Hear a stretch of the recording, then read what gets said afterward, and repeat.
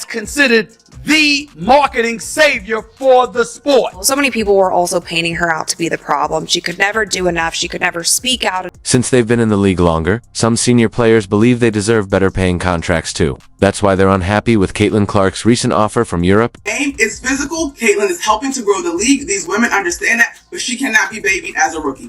Caitlin's move overseas could shake the foundation of the WNBA. It would grant her the highest salary in the world, something she's truly earned, and a chance to compete in a league that appreciates her talent, rather than one where she's constantly targeted. Here's the reality. It wasn't what it is. The quality of basketball may have been up to snuff, and you had somebody as popular as Cheryl Swoops who had her own signature shoe, had a deal with Nike, and all of this other stuff. But the bottom line is, very few people gave a damn. Caitlin's decision to remain in a league where even her own teammates have shown a lack of support is difficult to understand. After the incident, DJ Carrington and Nolissa Smith were seen laughing about the viral eye poke, which only added to the controversy. Ow! Oh, I'm sorry. You poked me in the eye.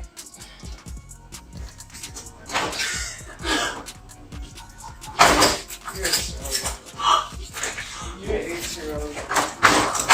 You did. Did you do it on purpose? I did not poke you in the eye. Was it intentional? That's the question now being asked, not just by fans, but seemingly by her own teammate. Caitlin, once seen as the league's brightest star, now finds herself isolated. The opposing players have made it clear they don't want her there, and worse, her own teammates haven't backed her. While DJ Carrington mocks the incident by mimicking Caitlin and questioning her reaction, the rest of the team remains silent. Instead of standing with her, they're posting highlights of Nolissa Smith's season.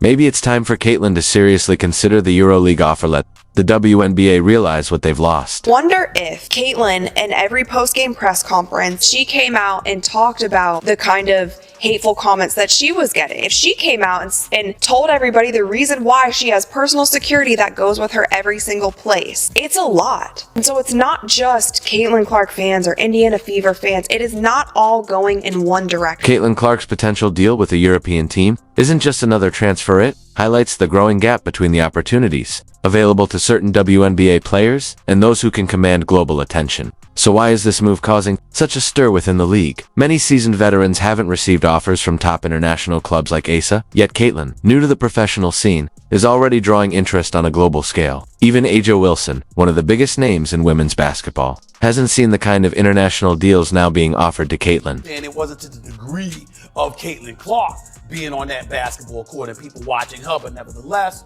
rising tide lifts all. What's really upsetting people about Caitlin Clark's move isn't just that she agreed to play in Europe, it's the message it sends to the rest of the WNBA. According to A'ja Wilson, the frustration runs deeper. She has long believed that winning the league MVP should come with more than just a trophy. It should lead to the best contracts, the biggest endorsements, and true recognition. Yet now she's watching Caitlin Clark, a newcomer with far less time and accolades in the professional game, receive offers that, in A'ja's eyes, should be going to players of her stature. There are a lot of people that laid the groundwork that deserve shine as well. Here's what we're going to do. Are they playing now? Here's what we're going to do. Are they playing now? We don't have Andrea. Remember, you gotta we don't have any of the women, Chanae. They'll come back on. We'll revisit this conversation.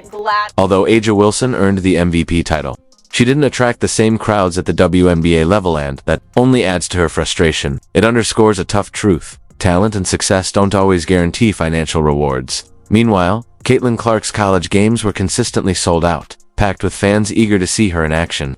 The contrast between their followings has made the disparity in opportunities even more glaring. The reason 12 million people are watching ESPN for a game, if that game was on CBS, they probably would have had 25, 30 million people watching. DJ Carrington has developed a reputation for her ongoing hostility toward Caitlin Clark.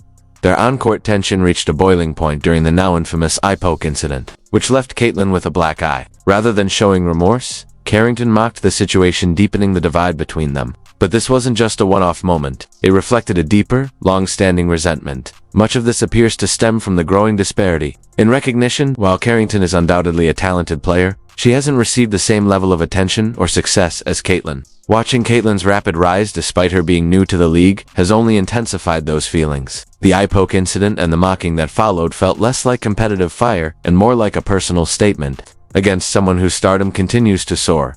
The most watched WNBA games in over 2 decades. What does that tell you? That tells you that before Caitlin Clark came along, it wasn't nearly as popular. It doesn't mean it wasn't growing in popularity over the last 2 to 3 years. But 3 years ago, WNBA was an afterthought. The most troubling part of DJ Carrington's behavior is her apparent lack of remorse. Rather than showing concern after Caitlin Clark's injury, Carrington appeared to mock the situations, suggesting she took satisfaction in Caitlin's hardship. This goes far beyond professional rivalry and edges into something deeply personal. Throughout her WNBA career, Caitlin has had to endure repeated disrespect and resentment from Carrington. Since the eye poke incident, both Carrington and Alyssa Thomas have seemingly aligned in their open hostility toward Caitlin. Alyssa was even seen laughing with her partner about Caitlin's injury, displaying a concerning lack of empathy toward a fellow athlete. This kind of behavior is especially alarming coming from professionals who are expected to uphold the integrity of the sport. Their actions point to a deeper issue within the league, a culture where resentment and personal grudges are overshadowing sportsmanship. Caitlin isn't just facing tough competition. She's facing a toxic environment where peers appear more interested in tearing her down than uplifting the game. Her injuries on the court have become a symbol of the animosity she faces from those who should be her teammates in growing the sport, not opponents in character. Racism has been impacting the WNBA well before this year. This is not a new thing. Sure. This is, and in that way, I do think Caitlin's being used as a pawn.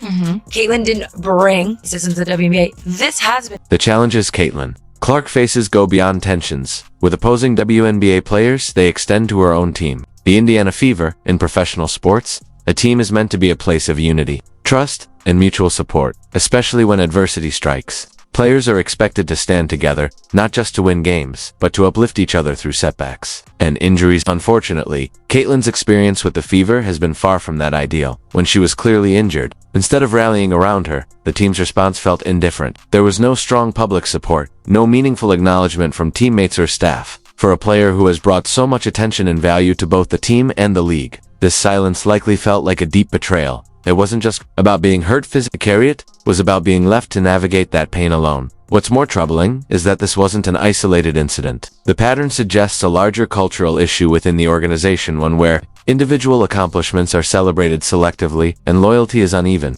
For someone of Caitlin's caliber, being treated as if her well-being is secondary is not only unfair, it's emotionally exhausting. When the very people who are supposed to have your back remain silent, it sends a clear and painful message. Your presence may be valuable, but your voice and your pain are not. I gotta say, if she's lucky this UConn team isn't healthy.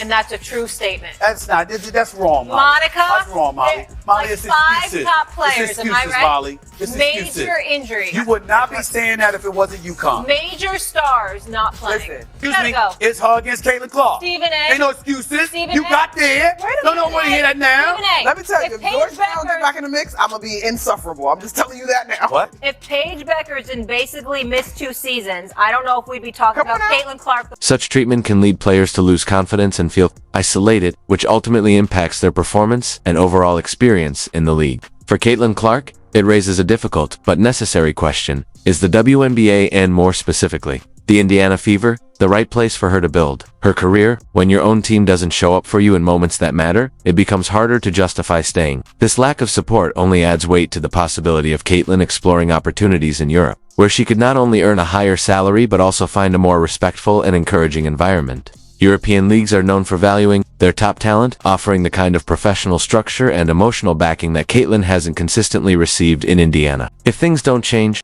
this could very well be the tipping point that leads her to take her talents overseas. A lot of this noise came by people that were sitting on this network. They tried to minimize her, said, well, you giving her all this credit. What about the women that came before her?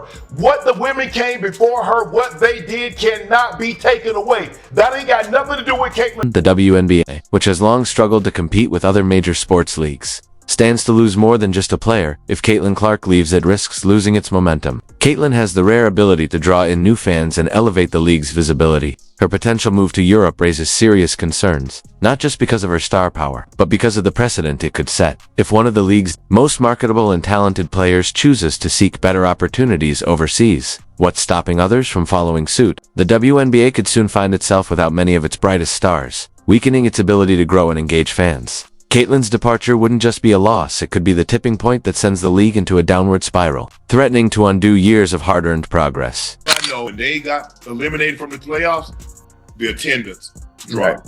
The ratings drop. If the WNBA is more, it is, and I get it. Why? All the women that have been calling for the equality, and now that there is the chance for them to start getting paid more because the exposure's up. Because it's her, you have people like, what's her name, Jamelia Hill or what? I can't stand her. Yeah. You got these women who are coming on here and they're saying it's because Caitlin Clark come into the WNBA and do what she's doing right now. Immediately